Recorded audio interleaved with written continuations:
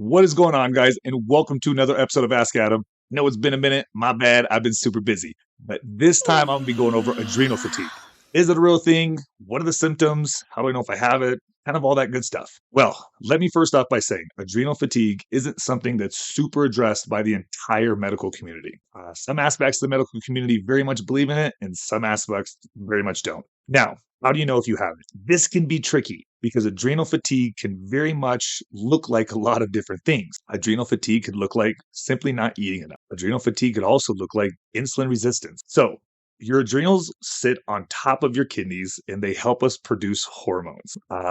They help us produce adrenaline, they help us produce cortisol, and a few other ones. Now, these specifically, things like cortisol, help us call upon fat as a source of fuel, utilize it to give us energy.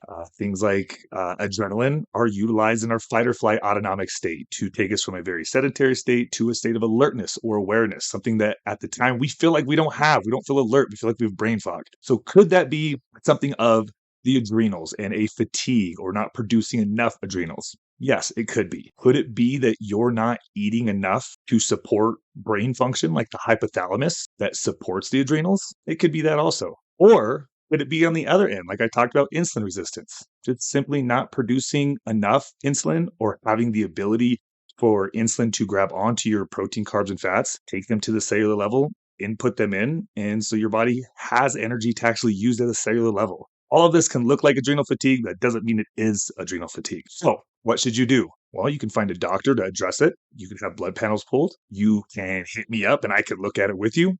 There are a lot of options. Is it a thing? It can be, but it can also be very hard to self-diagnose. Guys, I hope this helps out. If you have comments, you got questions, throw them in there. Hit my link tree. I want to hear about all the questions you have. Have a good one.